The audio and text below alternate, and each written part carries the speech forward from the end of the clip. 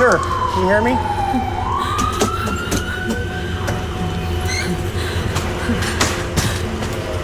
Hi, sir. You're going to be okay. You're at the Peace Arch Hospital. Despite the fact that our emergency department in the physical space is so wonderful, we haven't been able to increase the staffing to be able to utilize all of that space.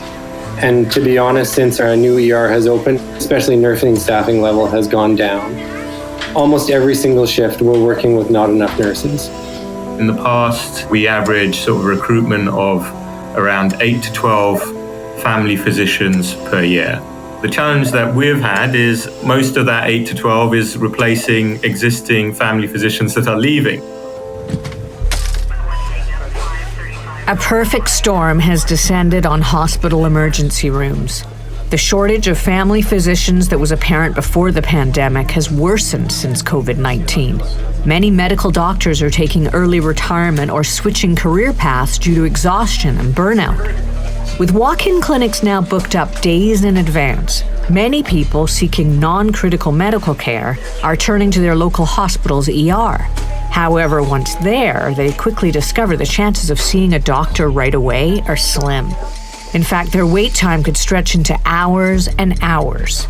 That's because, like their family practice counterparts, hospital staff, especially ER doctors and nurses, are resigning, retiring, or taking sick leave in record numbers. For many, the deciding factor is the increasing amount of abuse directed their way from frustrated and angry patients who are spending hours in crowded waiting rooms to see a physician. Are there other options than the ER or overbooked family physicians for those with non-critical medical needs? And what's it actually like on the front lines of healthcare as already stretched facilities struggle with staff shortages and increasing demand? This is The Power to Heal. In this series of podcasts, we'll focus on the many innovative ways Peace Arch Hospital, located in White Rock, British Columbia, Canada, has been an integral part of its community. We'll talk to those who were instrumental in creating new initiatives for the hospital to grow and evolve along with the town it serves. In this episode, using the emergency room wisely. Is the ER of your local hospital really your only choice when clinics and doctors' offices are fully booked? What can we all do to help ease the congestion in these urgent care settings? And what are the causes and possible solutions to the current staff shortages in frontline healthcare?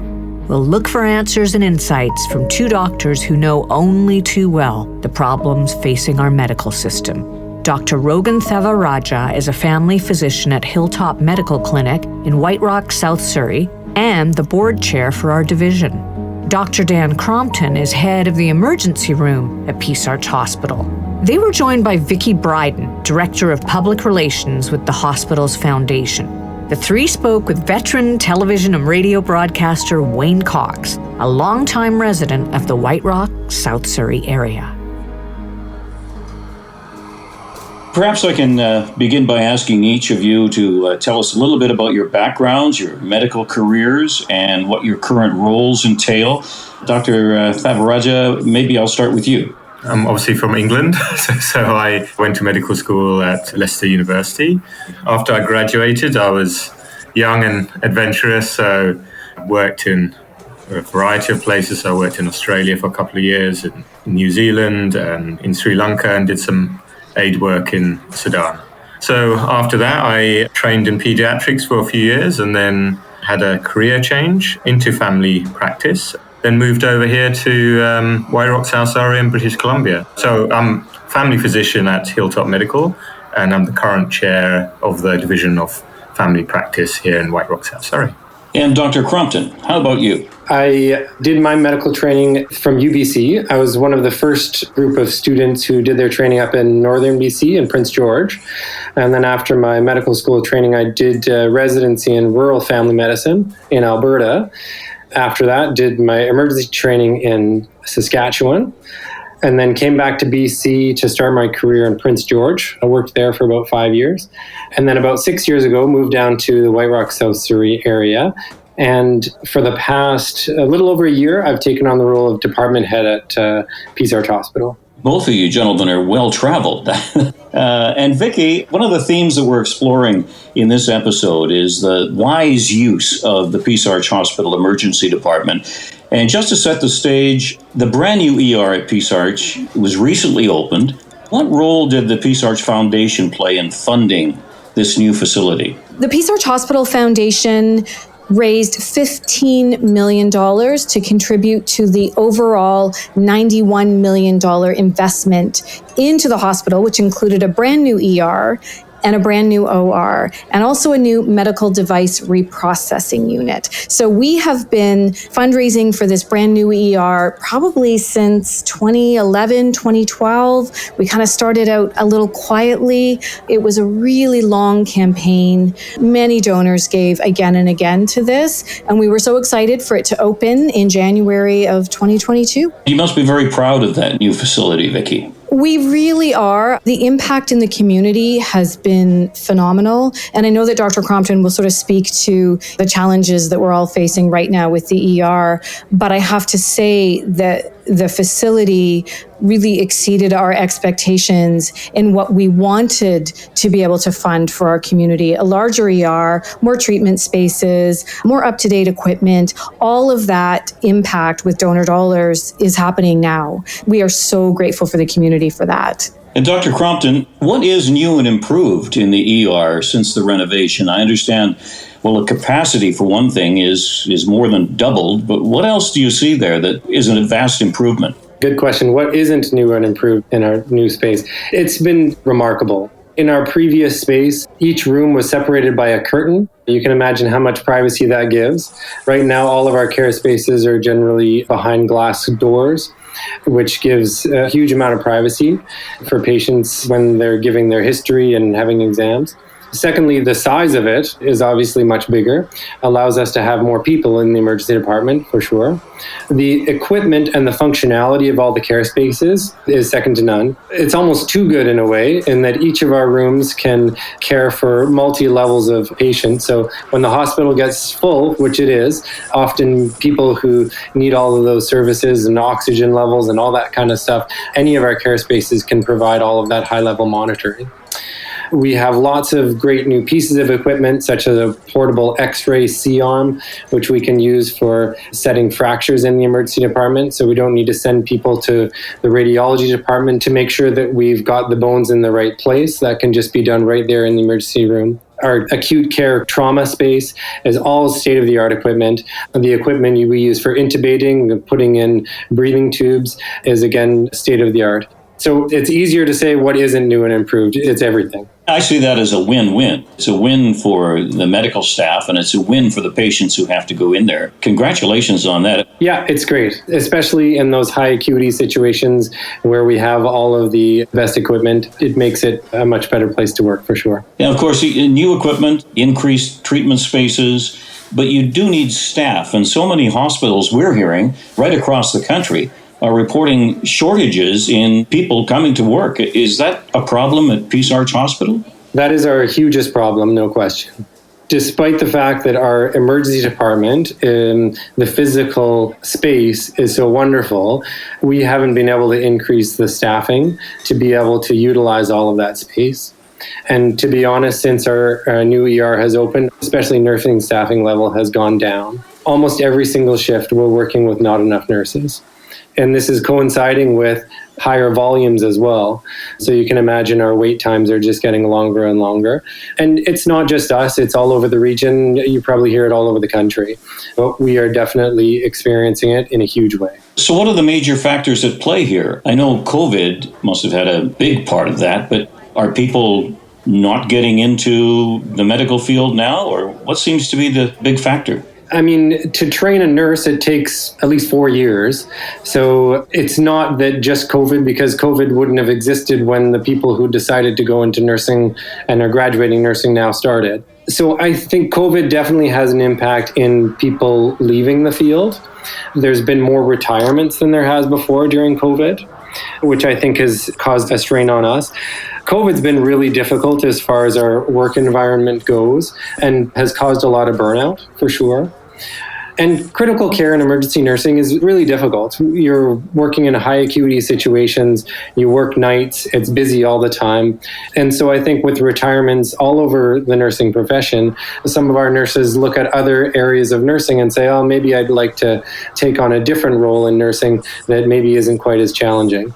And so I think we're definitely losing some of our emergency and critical care nurses to that as well, for sure. Dr. Thavaraja, you have a unique perspective as both a family physician in White Rock, South Surrey, and also the board chair for the Division of Family Practice. Why do you think so many people from the area are turning to the ER departments when it's not really an emergency, but they want to see someone? I think this has been a sort of long-standing historical problem going back. I think a lot of it has to be around education and people understanding what is the kind of problem that needs to go to the emergency department and what is the kind of problem where you can go to a walk-in clinic or urgent care or see your family physician. So in the past, the division had run a campaign, Right Care, Right Place, to help support that, and that was successful. What I would say is that since COVID and over the last few years, I think there have been challenges in family practice. So we know that becoming increasingly difficult. If you have a family practitioner to get access, a lot of our lists and wait times have been increasing over the last year. Understanding those reasons are complicated. I think some of that is pent-up demand and perhaps people not addressing their issues during COVID. And I think some of this is also related to other access problems in the system per se. So as family practitioners, we end up taking on that burden. So if you've got, say, for example, mental health issues and you're struggling to get access to, say, a psychiatrist, then as a family physician, I have to do my best to try and address those issues. So I think for a number of reasons, we are seeing a crisis in family practice, and we're seeing that in our walk-in clinics. We're seeing that in our own practices. We're seeing that in increasing number of patients that are unattached and don't have a family physician. So that has a knock-on effect. If you're unable to see your family physician or you don't have a family physician and the walk-in clinic is booked up half an hour after it opens, which is what we sometimes see, then people have very little choice. So I think all of these problems and issues are interrelated. Some of these issues are things that we can look at locally, and then some of these are much bigger provincial or even national challenges. It must be very frustrating for you when you have to turn people away because you can only handle so many patients. Any family physician, there must be a maximum. There are only so many hours in a day. So what recommendations do you make to these people who come to you and you say, sorry, we're full? What do you tell those people? It's a real challenge. I think as family physicians, most of us try and provide some form of same-day access or emergency access, walk-in clinic access, some kind of cover. For people that are struggling to see their family physician on the same day, the question that they need to try and ask is this a problem that needs to be addressed today, tomorrow, in a week, or immediately? And that can be a difficult judgment call. I think it's a question that everybody needs to try and ask in that situation, because going to the emergency department isn't necessarily the best option. Sometimes the best option, as I say, is waiting a few days to see your family physician. You can't see them on the day, because your family physician is going to be the person that can follow up and continue with that care. You know, one of the advantages we have in family practice is we get to know our patients very, very well over the course of their lives. And so we are in the best place to solve what are often ongoing chronic problems. So as much as possible in these difficult circumstances, and I do recognize that they are difficult circumstances, that question people need to ask themselves is this a problem that is best going to be served by waiting for that appointment, which may be a few days out? COVID-19. As one bed emptied, there was another patient right there to fill it. Now, a different story. COVID cases falling sharply. It's a significant relief right now. The end is in sight. As the number of reported cases of COVID-19 began to drop earlier this year, there were hopes that for medical staff, the stress and exhaustion brought on by 2 years of pandemic would be relieved. However, resignations, early retirement, and sick leaves continue to put enormous strain on healthcare right across the country, and especially for emergency departments already at capacity due to the shortage of family physicians. Dr. Crompton, two-part question. We talked about COVID-19 and the whole healthcare system, which was already under intense pressure. I know that, the demand and the capacity. What are your thoughts on that, and why do you think things seem to be getting more challenging in the medical system rather than getting better? Yeah, you're right. COVID-19 definitely put a huge strain on us. We seem to have gotten more of a handle on COVID, and we're not having as many critically ill patients in emergency from COVID. The strain of that, as we talked about before, has caused a lot of our healthcare professionals to feel very burnt out. And then couple that with the fact that people having a difficult time to get in to see their family doctor, and our volumes are going up, it just makes it a more and more difficult situation. So, yeah, COVID's been very difficult. And right now, I'd say we're not necessarily experiencing the huge volumes of patients that we were, say, during Delta, and the really sick patients that we were seeing during Delta. But I think we're really dealing with the sequelae of just the long-term slog that has become more and more difficult. And that's caused people to leave the profession. And then that just makes it harder on the people that are still here trying to care for the patients that we want to see. Yeah, you mentioned burnout, and I've also heard abuse is often cited as a reason why some doctors, nurses, other medical professions either retire early or become ill or they're forced to leave. Have you witnessed any of that kind of thing, either verbal abuse or physical abuse in the emergency ward? Oh, all the time. And I feel for patients. They come in, they're unwell, they're feeling terrible, they've struggled to gain access, and they come to us and they want to be seen quickly, and they can't because we just don't have the staff to see people as quickly as we want to as well. People get very frustrated with that, and for sure, they take it out on the nurses, they take it out on the doctors. I think especially the nurses feel the biggest brunt of that, which I find so difficult because these nurses that are still there, they're the ones that are working so hard. And if the patients could see how stretched they are and how hard they're working and how dedicated they are to the job, to even after all these years of COVID, they're still there and they're still working hard and they're still caring for patients as best as they can to receive the kind of abuse that they are, that's just so not warranted. And I get it. Sometimes everybody has bad days, and sometimes a nurse will say something that maybe isn't the most kind thing because she's so stressed and 10 people have asked her the same thing and given her the same amount of abuse at the same time. I see it all the time, and it breaks my heart, especially for the people that are working so hard to provide the care that we want to. And Dr. Thavaraja, have you personally witnessed anything similar to that in your practice? I would say that my staff definitely have seen an increase in frustration and verbal abuse.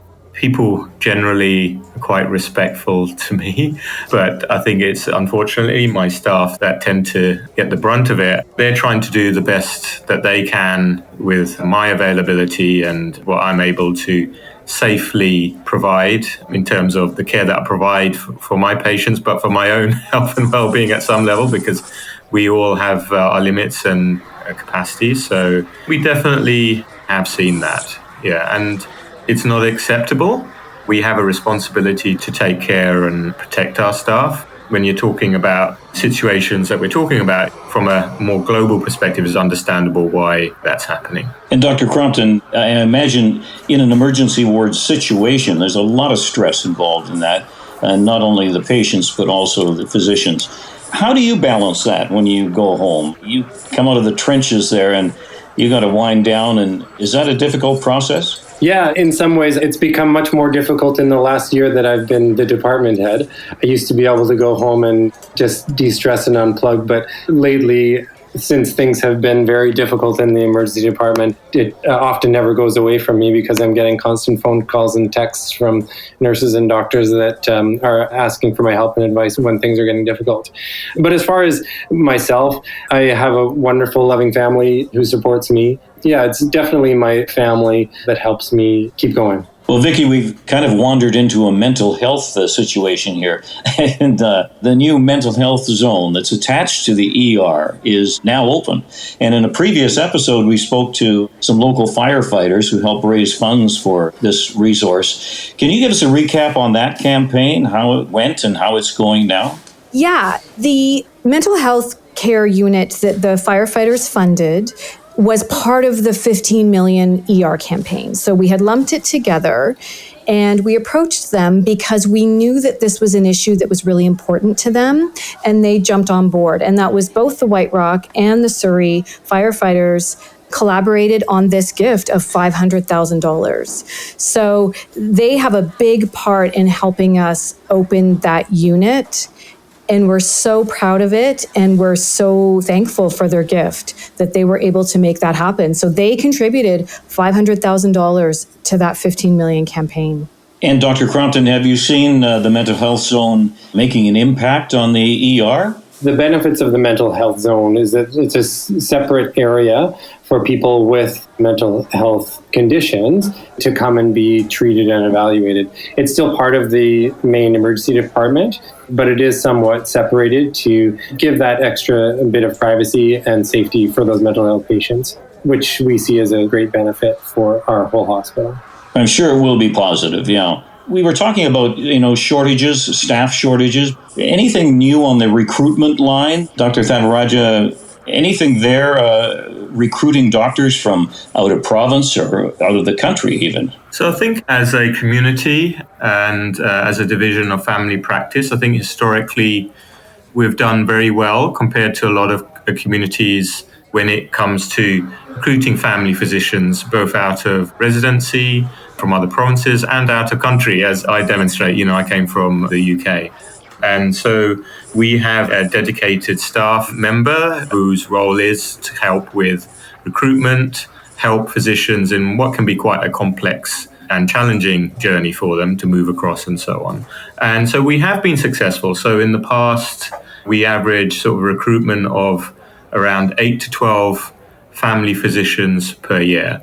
Now, the challenge that we've had is most of that 8 to 12 is replacing existing family physicians that are leaving.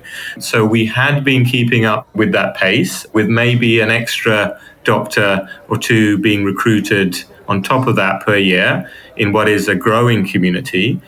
Even with that success, we have had some challenges, particularly in the last year.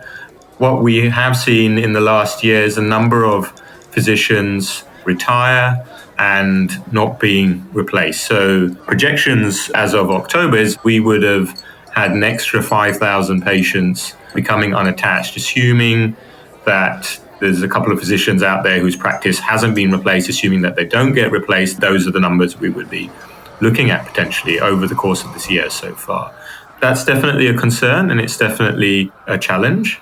And I think that challenge is provincial or national challenge at some level. We do our best locally.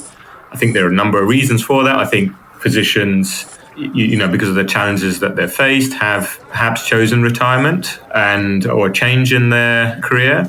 And I think on the other side, I guess physicians or new graduates are choosing other pathways within medicine. They don't find perhaps family practice as attractive as maybe used to be for a number of reasons. They worry about overhead costs, they worry about the demands, and maybe, as a profession, it's they have other attractive and perhaps better paid options within the medical profession. So those are all things that we as a division are expressing the challenges we're facing to our advocacy bodies, and they're negotiating with the ministry to see what can be done provincially to help address this crisis. I'll throw this one out to whoever wants to answer it, but do you think the government is doing enough, especially financially, to address this situation? Because it was no secret that there was a huge bubble of a population called baby boomers that were going to get older, and we got older, and we get sick.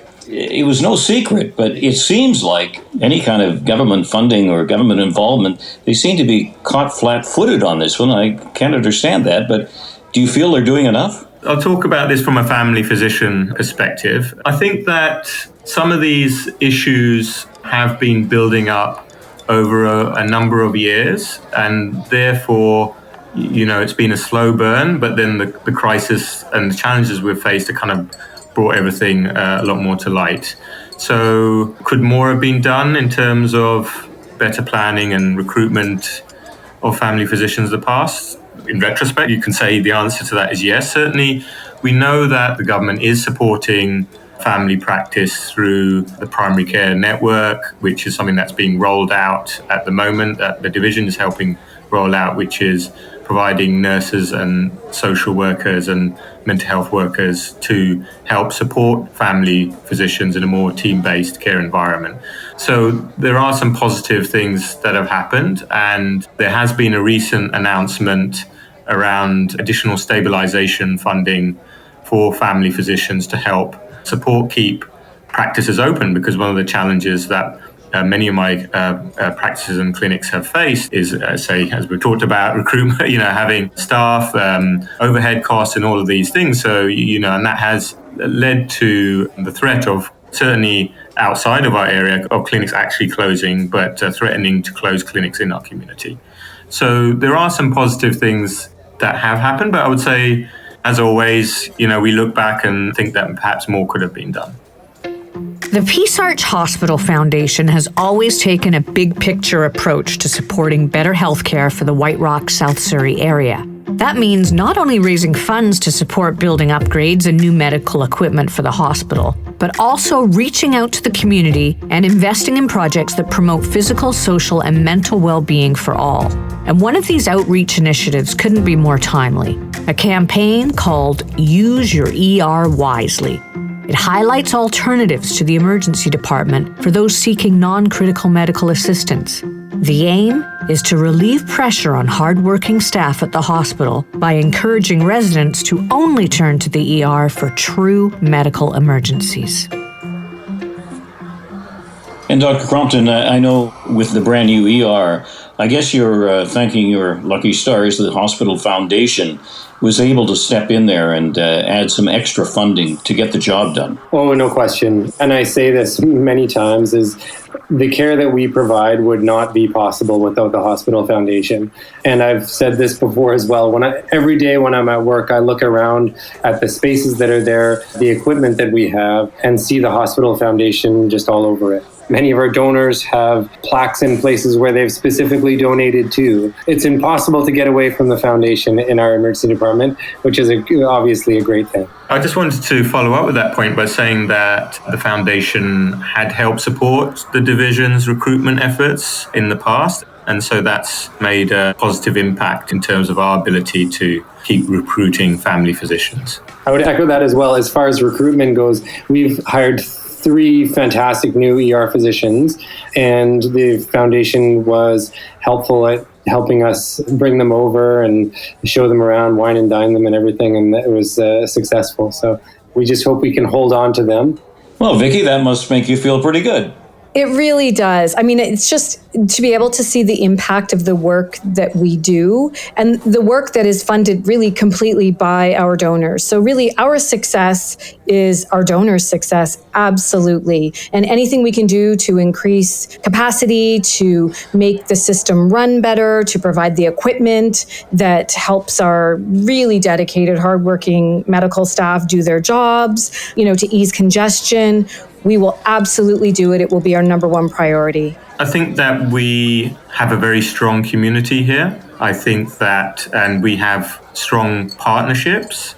And I think that leveraging those partnerships and working together is the solution, maybe partial solution for these problems going forward. Many of our physicians, myself and Dan included, do live in this community. And so we care for this community, and we're all actively involved in trying to address some of the challenges that we face.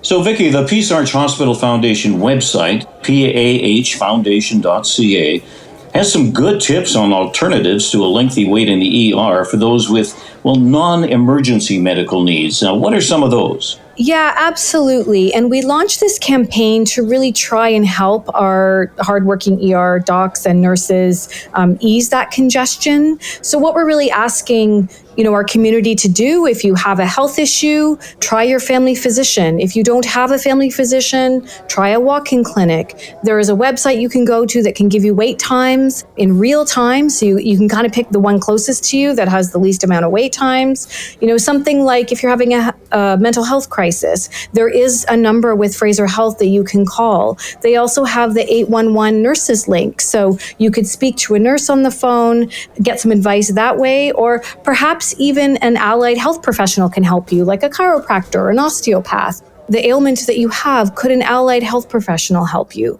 So instead of using the ER as a doctor's office, and I get it, when you're panicked and you're in pain and you're just not really sure where to go, that's what we're trying to spread the word about. Dr. Thavaraja, if someone listening doesn't have a family physician, what is the Division of Family Practice doing to try and help people get a doctor? So I think historically the division has done a number of things. So the website Medimap is something that is supported and funded by the Division of Family Practice.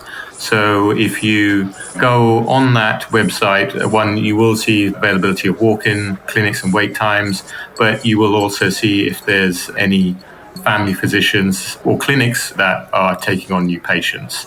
We are also hopefully recruiting an attachment coordinator, and so that person will help people that are vulnerable, that have complex medical needs, find a family physician. One of the other things that we've done in the past in relation to this challenge is we helped found the Primary Care Access Clinic. That was a clinic that was designed to help support patients that attended the emergency department with complex medical needs that really needed some primary care support. And so that clinic was available to patients that were referred out of the emergency department. And now that clinic has had its own staffing recruitment issues, but that is something that the division is getting actively involved with again to try and support so that there is a place particularly for vulnerable patients to receive primary care. Well, Dr. Thavaraja, thank you very much for your time. I know it's very valuable, and we appreciate you taking time out of the day for us. And Dr. Crompton, the same with you. And we're just very grateful here in this community that both of you are here to help serve the people in need. And we just hope we can make it a little better for you and maybe a little easier to go to work. But we thank you very much for your time, and we thank you for your dedication. Thank you very much. This story from the Peace Arch Hospital Foundation is just one chapter of a much larger narrative. These podcasts shed light on how Peace Arch Hospital Foundation adapts to the changing needs of patients and their families by supporting initiatives that enhance the hospital campus and the health and wellness of our community. Peace Arch Hospital Foundation, where innovation comes to life in so many ways. Sometimes it may seem as if your local emergency room is your only option when you need to see a doctor. But there are alternatives available that will help you find medical assistance while allowing the ER to focus its resources on emergencies and urgent care. As part of our new Use Your ER Wisely campaign, the Peace Arch Hospital Foundation has created a list of right care at the right place options for those seeking non-urgent medical help. You'll find links, information, and phone numbers for medication refills, mental health concerns, walk-in clinic wait times and hours, virtual care, and much more. Visit pahfoundation.ca to learn more. On our next episode, we'll speak with two Surrey firefighters whose charitable society stepped up in a big way to support Peace Arch Hospital's new mental health and substance use zone. They'll share the reasons why their $500,000 gift is creating a meaningful legacy for their fallen comrades, while recognizing the stresses first responders face in their profession. Community partners, next time on The Power to Heal. Thanks for listening.